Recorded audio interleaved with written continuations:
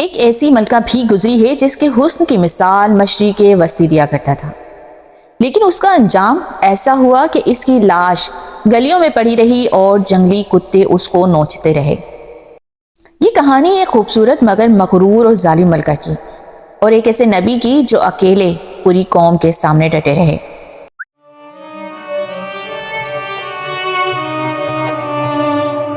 یہ وہ زمانہ تھا جب مشرق وسطی کے ہر شہر اور ہر علاقے میں ایک نہایت ہی حسین اور جمیل شہزادی کا چرچا عام تھا۔ لوگ خوبصورتی کی مثالیں اسی کے نام سے دیتے۔ ہر شخص کی خواہش تھی کہ مرنے سے پہلے ایک بار اس شہزادی کو دیکھ ضرور لیں۔ صرف عام لوگ ہی نہیں بلکہ بادشاہ اور امراء بھی اس کے دیدار کے خواہش مند رہتے۔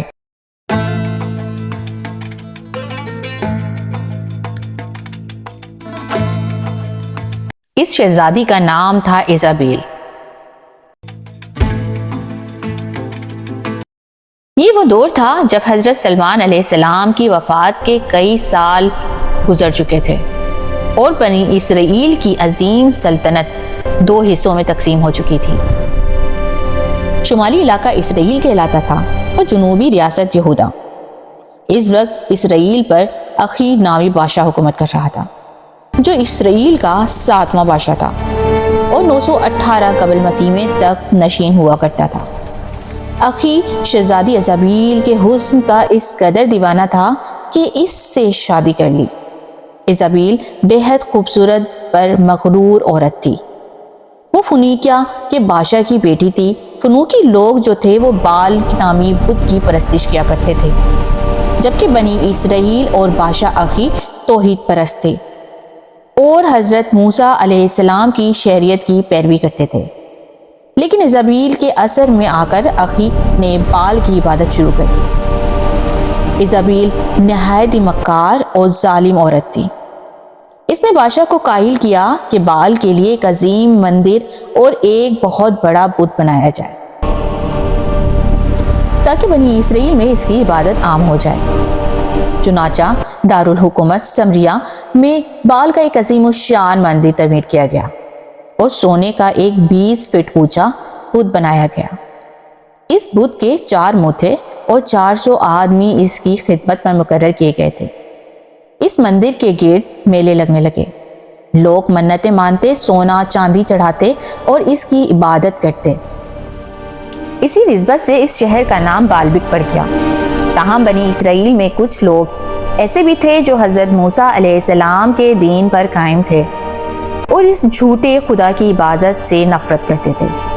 وہ اللہ تعالیٰ سے دعا کرتے تھے کہ اسرائیل کو ہدایت نصیب ہو۔ چنانچہ اللہ تعالیٰ نے اس قوم کی ہدایت کے لیے حضرت الیاس علیہ السلام کو مبعوث فرمایا، جو حضرت ہارون علیہ السلام کی نسل میں سے تھے۔ بائبل میں حضرت الیاس علیہ السلام کا ذکر الیاہ کے نام سے ملتا ہے۔ حضرت الیاس علیہ السلام نے بالبک کو دعوت توحید کا مرکز بنایا اور لوگوں کو ایک اللہ کی عبادت کی دعوت دی۔ آپ فرماتے تھے کہ تم لوگ بال کو پکارتے ہو اور ایک اللہ کو چھوڑ دیتے ہو، حالانکہ وہ نہ تو تمہاری حاجت پوری کر سکتا ہے اور نہ تمہیں کوئی فائدہ پہنچا سکتا ہے۔ تمہارا رب تو وہ ہے جو تمہارے باپ دادا کا رب ہے، جو آسمانوں اور زمین اور ان کے درمیان ہر چیز کا خالق و مالک ہے۔ لیکن بنی اسرائیل نے آپ کی دعوت کو جھٹلا دیا۔ بادشاہ اخی اور ملکہ ایزابیل نے بھی انکار کر دیا۔ ایزابیل کو خوف تھا کہ حضرت الیاس علیہ السلام اس کی حکومت کے لیے خطرہ بن جائیں گے، اس لیے اس نے بادشاہ کے ساتھ مل کر آپ کو قتل کرنے کا منصوبہ بنایا۔ اللہ کے حکم سے حضرت الیاس علیہ السلام شہر چھوڑ کر ایک پہاڑ کے غار پر چلے گئے۔ آپ کے جانے کے بعد اسرائیل میں شدید قحط پڑ گیا۔ 3 سال تک بارش نہ ہوئی، کھیت تباہ ہو گئے اور لوگ پانی کی ایک ایک بوند کے لیے ترسنے لگے۔ ملک میں لوٹ مار بڑھ گئی، حتیٰ کہ لوگوں نے بادشاہ کے محل کو بھی گھیر لیا اور اس کا کچھ حصہ جلا دیا۔ آخرکار اخی نے حضرت الیاس علیہ السلام کو تلاش کرنے کا حکم دیا۔ سپاہیوں نے انہیں ڈھونڈ نکالا اور بادشاہ کی درخواست پر وہ واپس بالبک آ گئے۔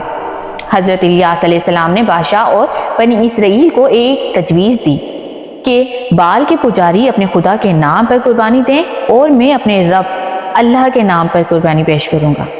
جس کی قربانی قبول ہوگی وہی سچا خدا مانا جائے گا۔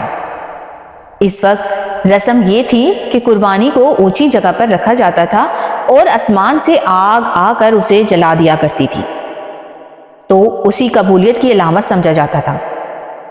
چنانچہ کوہ کرمل کی چوٹی پر دونوں طرف سے قربانیاں پیش کی گئیں۔ بال کے پجاریوں کی قربانی ویسے ہی پڑی رہی، لیکن اچانک آسمان سے آگ نازل ہوئی اور حضرت الیاس علیہ السلام کی قربانی کو جلا دیا۔ یہ دیکھ کر بنی اسرائیل میں ہلچل مچ گئی۔ بادشاہ پر حقیقت واضح ہو گئی کہ سچا خدا اللہ ہی ہے۔ اس نے معافی مانگی اور بال کے پجاریوں کو قتل کرنے کا حکم دیا۔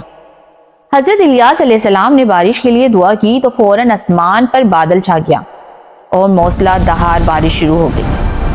لوگ دوبارہ ایمان لے آئے، لیکن ملکہ ایزابیل نے بت پرستی نہ چھوڑی۔